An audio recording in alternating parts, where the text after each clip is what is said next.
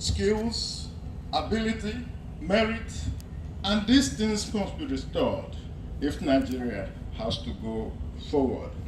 And finally, both the PG Ohaneze, Akim Baba Ahmed, who gave the last opinion on this lecture, and the lecturer himself, maybe people didn't notice that he was really talking about leadership. Leadership is that element of the human instrument in the making and resolution of history. Because without the human person, there is no history. So, what is the problem of leadership in Nigeria? Is it a problem of participation? Listening to him, there were so many words that kept recurring. And the early nationalists had it all in abundance. You heard him talk about capacity.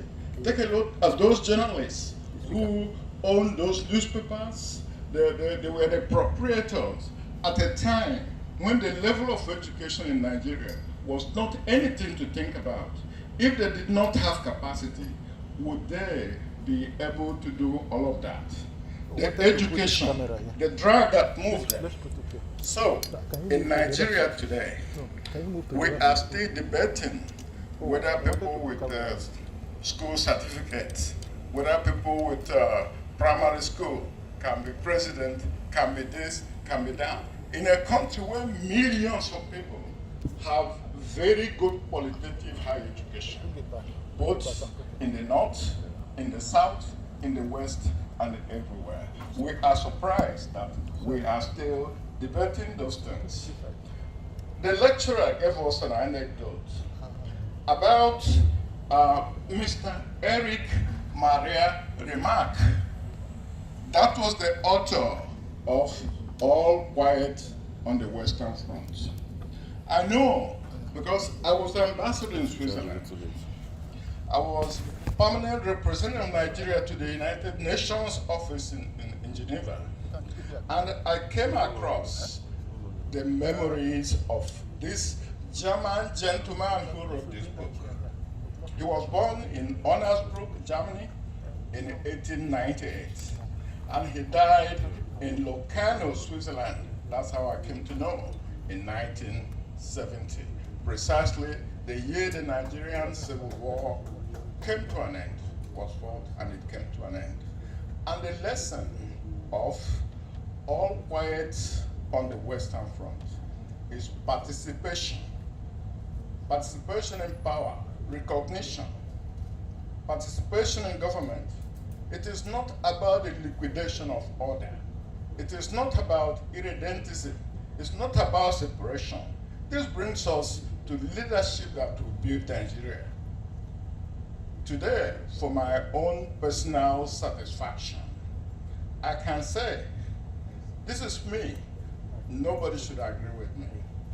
For the first time, as a career diplomat all of my life, who never had anything else to do with politics or politicians, I can say I'm discovering a new language in the politics and politicking of Nigeria.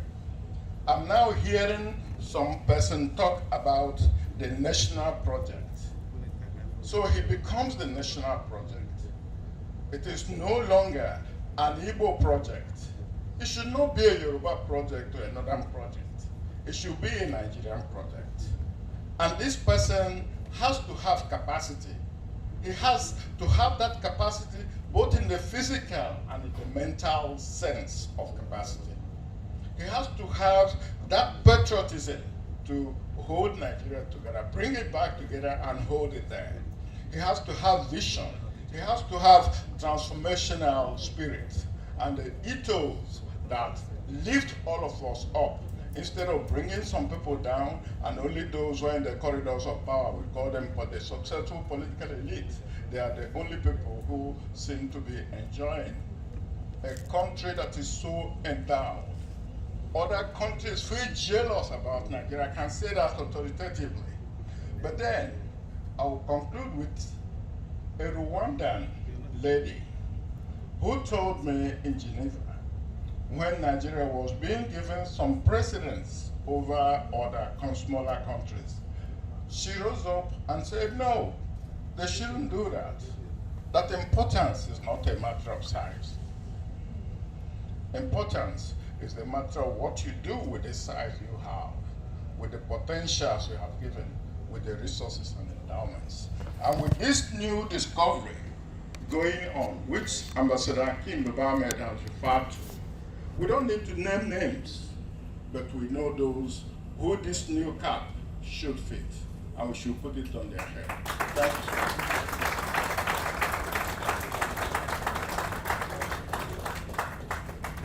Another wow. No, it's still connected. The battery didn't die. It's still connected. Well, I just need to reload a bit this. longer than I thought, but very useful nevertheless.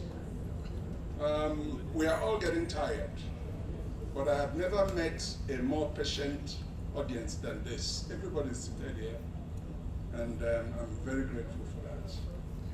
We'll go through it a few more minutes and we'll be done, so we can go get some water to drink. Yeah. Yes.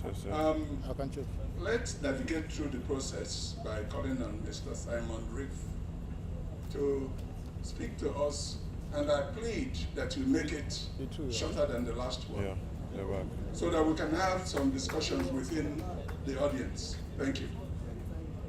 You can keep it on top here. Thank you. Mr. Chairman, Your Excellencies, distinguished ladies and gentlemen, I'm standing in for Dr. Pogu Bitrus. He is the president of the Middle Belt Forum. He really wanted to be here, but the exigency of time, he needed to do one thing, so he couldn't. So he called me yesterday and said I should just get prepared and come to Lagos. I'm extremely happy to see the the lecturer today, because I have heard of him. I've read a lot about him, and I'm happy I'm here.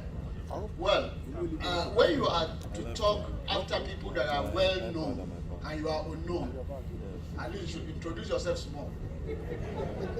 I am from Zambia, Katafu. If you ask me which language, we share the same language with Bishop Matthew Hassan Kuka.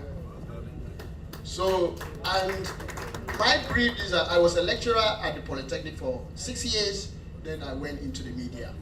So, to start from where I know, I think I will start to talk about the role of the media as expounded by the lecturer, how editors did their job and ensure that nationalism developed and progressed. Now, is it the same thing that we have today? No. The media has been hijacked by people that have only money, those who don't own money. They set up newspapers for various reasons. And the reason is for what? Power. If you also look at the leadership, Nigeria was founded, as the guest lecturer said, on socio-cultural basis. It was not on economic basis. And that is after the exit of the colonial powers, what we had was just a people who thought they could advance their interests based on where they are coming from. And that is why you had the north, the Arewa, you had the southwest, and you had the southeast. All these things worked, and they did very well to ensure that this country developed. Well, the the Civil War came, we fought the war, at the end of the day, came back as one Nigeria. At the end of the day, we thought that by the time the military left power, finally, in 1999, we thought everything will be well. But I can assure you that what we are experiencing now in this current democracy actually shows that we are far deeper into the woods. Nothing it's even growing worse. Because one, if the last 7.5 years has anything to do with it, you will understand that the people we have in power are simply there to grab power for their pecuniary interest. And that is what they are involved in. Because if you look at it, the crude oil exploration, the job is you just discover that half of it is what is being produced. Almost over half of it is stolen. And nothing has gone beyond that. So it is something that is really, really sorrowing. Well, when you come to the contemporary issues about what is happening, because all this historical perspective the professor gave us was to ensure that we build for a new Nigeria. And I think Dr. Hakim Baba Ahmed has done a lot of justice. But we in the Middle Belt Forum, we believe in justice and we believe in equity. We believe that if in the last 7.5 years we've had a northerner and a Muslim that has ruled this country, and we have seen what we have seen, we just believe that it is just fair for power to shift to the south. And when we have power shift to the south, we are not giving, we want a Nigerian, not an Igbo man. Somebody that can say something and he believes in what the greatest Nigeria should be. And I have a very quite different perspective. I'm very, very happy that the individual people are not the ones that are advancing the presidency of their son. I can assure you that so many Nigerians seems to believe in what he's doing. And what we must avoid is not to make 2023 as an ethnic or religious matter. Once you do it, you miss out the point. Just like Barack Obama, when he was going for the presidency of America, they told him, don't talk about color. Don't say anything about color. Because once the narrative, once the debate gets to color about black, you won't get anything. So yesterday as I was coming in, it was the man who drove me was a Yoruba man. And as a media person, I asked him, who are you supporting? He said, no. We have only one man, but not the man that has ruled Lagos State. So, in as much as this is a scholarly outing, let us have this at the back of our mind, that we live in a situation that things are very dangerous. If we don't get this country right in 2023, we are not going to get it right again. And as Chano Achebe said, Nigeria is what it is because the leaders are not what they ought to be. So there is need for us to be very, very careful. We should tread softly. I am a child of marginalization. Our area has been marginalized so much, and it is not only in Kaduna or in the Middle Belt. No, others, like the doctor has said, have suffered the same thing. I was a part of a tour. We visited 6 states about this Fulani herdsmen, and I discovered that the things Fulani herdsmen are doing in Zamfara, in Sokoto, is worse. But because they don't have the tool of saying it to the general public, they went there, killed 50 people, they just pray over them and they just bury them. But of course, down in the Middle Belt, oh, something happened, people scream. And Nigeria say, oh, this thing's happening. So, to just end, what I want to say is that the Nigeria we live today is a Nigeria that needs to be regimed. Our challenge is to wrest power from people who have commercialized democracy. That is the fact of the matter. Our democracy has been commercialized. If you get to the National Assembly in Abuja, or most of the members, I don't say all, you hear of budget padding, you hear of budget this, all what they are doing is to make money for themselves. And a nation that enthrones the worship of money can never be great. Any nation that enthrones the love of money can never be great. How much do you need to live 70 or 80 years? I'm very happy to see the distinguished members of the high table and great men. These people are here and they can work because they did not place premium on money. Dr. Hakim Babamedia is one of the rare persons you can really talk to, and he will tell you the truth and nothing but the truth. So I believe, let us not stop this lecture here. Let us be the flame. Let us be the one that will carry it to people that have not heard. I am very happy with what is happening. Suffering has made us to change our mindset. Someone that had years has gone terribly bad on us. So let us not say that we are all victims. We are all victims, whether you like it or not. And that is why I will tell you the redesignation of the Naira, whether you like it or not. How do you have in a country where 2.8 trillion is outside of the bank vault? Why? So we run a system that is terrible. So I pray that someday we can evolve a system where we will create a door, where every Nigerian can be able to go through that door without taking into cognizance whether he's Igbo, whether he's Yoruba, or whether he's Hausa. I think that should be the essence. And this essence is very, very crucial because one, the children that are coming after us don't know nothing about anything.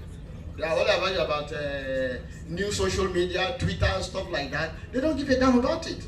So the lecture delivered by Prof, I advise this lecture should be published in newspapers so that it will kind of ask people to remind the people. We had a very wonderful system, but we have changed it. We said during the military, it was a 10% thing. Now in Abuja, they call you and say, we give you this contract, sign, we pay the money to you. No contract, and you are paid free. That is what is happening. And it's terrible. We are just critics, we criticize, and when we are given the opportunity, we are worse than the people we are criticizing. So, distinguished members, I thank you. I know that if my boss were here, he will say more. But let me not waste much time. I thank the Ohanese. They are very wonderful people. In my village, we used to have a Baba Chukodi. He was here before the Civil War. So when the Civil War came, they took him and took him to the interland. Took him to one village. After the war, he came back. All his children have the local government certificate of Zangon Qatar. So that's why we have interacted. So let us not be ruined by manufactured realities. What is killing this country is manufactured reality. Somebody sit down somewhere and write. Somebody sit down and talk. And he doesn't know anything about it. So I thank you so much.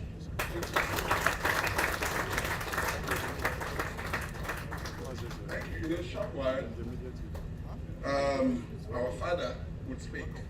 But before he speaks, I want to make a very short reference to what the lecturer said. You recall that we all stood up for one man in his memory, Chief Mbazirika Amechi, who just died. And what was remarkable about Professor Jide's request was that some 5 years ago when my father died, he just showed up. He wasn't invited. He found out. And he came to my compound.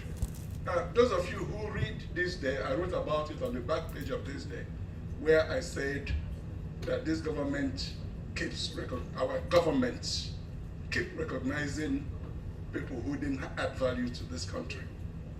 So he came to my compound, and alone, nobody came with him, just his driver. And he put a flag in the middle of the compound. Nigeria's Forgotten Heroes, that was the title. And he began to read a speech in which halfway he began to cry. And I sat there looking at the old man. This was maybe 5 years ago. And what did he talk about? That they were the ones who fought for the independence of this country. That they were the ones who created nationalism in the psyche of our people. Because Nigeria was just a state. You can't be a nation if you're fragmented. But that they were the ones who fought, and that none of them got national honors. My father died, he was 100 years old, and he went to jail 16 times. They flogged the hell out of him because they said he was writing seditious articles against the Queen. Nobody recognized him. And last Friday, I wrote on the back page of This Day that this is a thankless country. I didn't mean it that way, but when Professor Jide talked about it, he touched a nerve in me. And I think that we would recognize historians as being the consciousness of this country, because they remind us of the past. They would always do that, and we must continue to rely on history to teach us how to go further in our lives. And having said that, I call on our father, whom we want to recognize now that is alive, to speak to us. A great man, Chief Ayadabeja.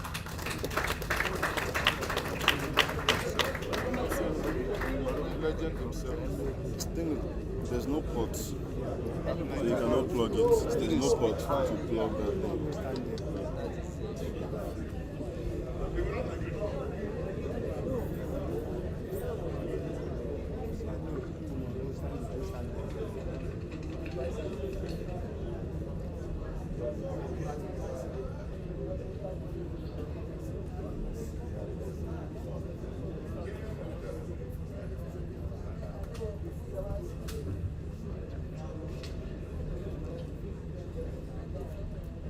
Am I privileged to hold this microphone for you? Okay.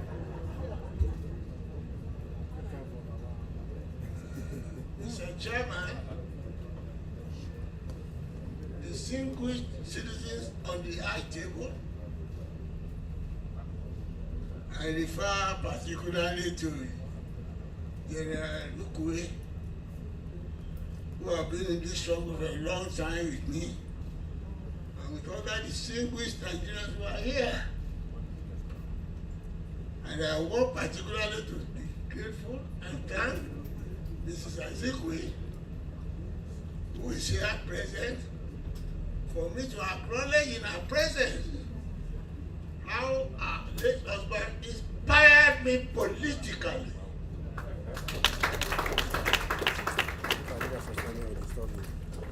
This is not the first time I've said it, but I think I should say it before I go on my trip.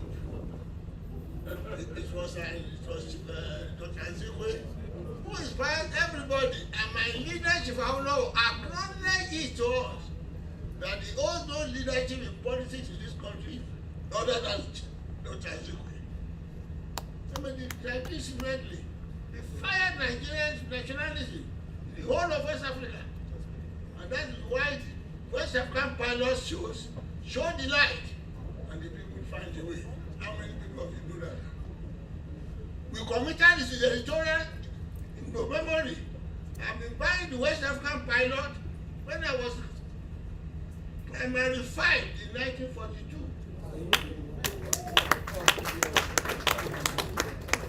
I'm a regular reader of the Inside Stock by Zik.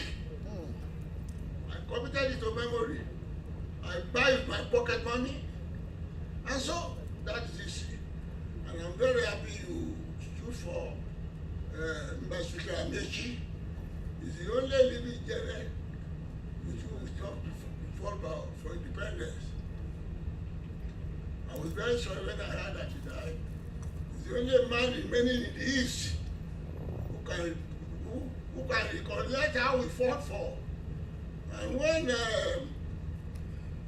the moderator was referring to among the heroes, it almost struck me. Nobody remembered Mukuku Okoye. Nobody remembered Mbono Chike. Boycott. Those are the things that inspired me when we were in school. Nobody talk about them. I said the rogues were able to make money. That's by the way. Let me leave it. Okay. Now coming to the subject of the story. I want to thank the lecturer. He did a good job. I'm not surprised at all. But there was a missing link in that lecture, which I think you shouldn't have missed. You trace the history of Nigeria serially under the unity form of government under McPherson. It is very important for you to emphasize what led to the collapse of McPherson Constitution, which you mentioned we had to settle in Lancaster House. That is the beginning of the foundation of federalism in 1954. And that was what most of us held us together until you mentioned later the military came in. What was the position by Mr. Regu? It is that federalism established in Lancaster House in 1954 that gave back to federalism, which has just been mentioned in person. I'm referring to it later and later. Before they went to that conference, the late Dr. Ezekwe was a unitarist, believing that one Nigeria is until we want to have a unity form of government. And as I said earlier, I was a follower of Ezekwe until Shibobafemi came to fit federalism. We can be united but not under a single government. That's why I became a federalist under Awolowo. And to the credit of Dr. Ezekwe, I have often referred to you journalists can do research on the return of that constitutional conference in 1954. When they are coming back at the airport in Lagos, Dr. Ezekwe on the front page of the Daily Times said federalism is imperative. Go and do your research. And that was what led to that conference where we resolved all differences among the various ethnic groups that was causing friction. Now it is not possible under a multinational, multilingual, multicultural region to be ruled under a unity form of government. And they accepted. And we had this. On the turn of that, we had the establishment of premiership in the region. Before then, it was leader of government business. Those are important elements in the transformation of Nigeria. It couldn't have been missed. And after that, this question of resource control was settled under revenue derivation in 1954 when our law was fighting for derivation. All the claims that we are having now under this imposed fraudulent constitution were imposed by after the military. And historians like you, sir, I think that's very important. And that's why we are today. And you didn't mention, you said you recommended zonal sins of 6. Some people are claiming, I don't want to go into that because I know more than anybody can tell me. But the fact is that point should have been emphasized. That we had peace and equity. After that constitution and everybody, there was autonomy in the regions, which we are fighting for now. And when we say go back to independence constitution, people are saying going back to the 3 regions. No! The contents of that constitution should be imposed in whatever, whether you have 2 states or 3 states or 3 zones or something. There must be autonomy on the various regions where every region or state will develop, where every ethnic group will develop at its own space. Revenue will be paid on taxes as is done in federal institutions. We had the privilege to meet the delegates of the United States a few days ago. And I was asking him, no problem here. We want a federation as you have in your own place. And each time, our so-called federalists here, oh, America, is this federalism? Are you doing federalism here? Or what's called collapse federalism, or where is it? Let me go. Don't let me go into that. Can anybody practicing in Houston as a lawyer come to New York to practice without going through the local law? Does that mean America not united? I give that a sign. That's what. Ladies and gentlemen, I don't want to be going through all that history. But I want to mention that that period is important because that is the period there was competition among the states. I will all build Liberty Stadium, Ahmadu Bello build Ahmadu Bello Stadium, the agricultural institute, there was competition because everybody was keeping the revenue, everybody was autonomous. This state police we are talking of, they are contained. Local government police, all resolved, and we are living in peace. That peace was destroyed in 1966. Very important landmark. And historians like you, I think, should have mentioned that. But that's where we are today. It is that fraudulent constitution that brought back what we have removed in Lancaster House as areas of friction that we have a problem today. And I want to say, all the grammar people have been talking about, and we are not be honest with ourselves. And I'm happy Ahmed is here. What we need now is sincerity, honesty in our approach.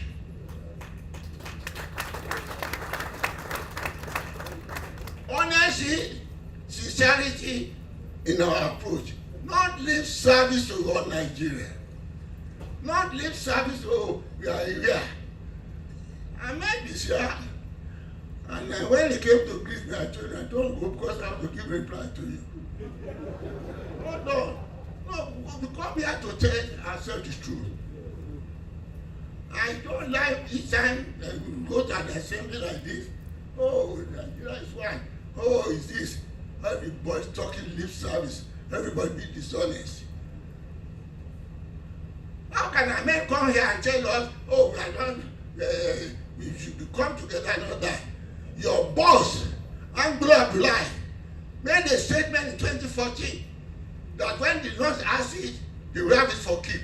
I've said it several times, it's not denied. And you too, you are talking of, oh, it's all right for you. You said the East will come and negotiate before they might give it because politics is a matter of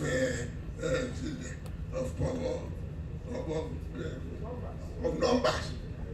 My case is, and I told my private people yesterday, the case for the East is not for begging, it's not a favor. It's a right.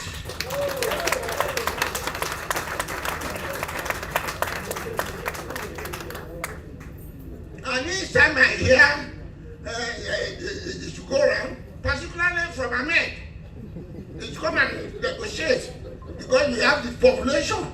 What population? It's a fraudulent population. You can't say that to me.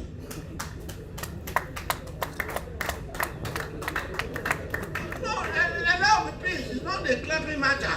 Because you come here to tell ourselves the truth. We go here now.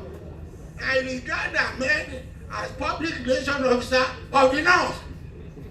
They will come and tell you sweet things. It's another thing they are doing behind. They are telling us, we must go together, we must believe this. Unfortunately, the North has the pressure that they must control. Nobody can become president except to come to the North. And unfortunately, some Southerners have been brainwashed that they can't do anything except the bow to the North. I don't believe that. Somebody was telling me, must go and go to the North. They say they come to us. What for? What right has the North to dictate who will be our president? We are brought together not by peace, not by agreement. The people force us together, and we agree. So to live together continually in peace,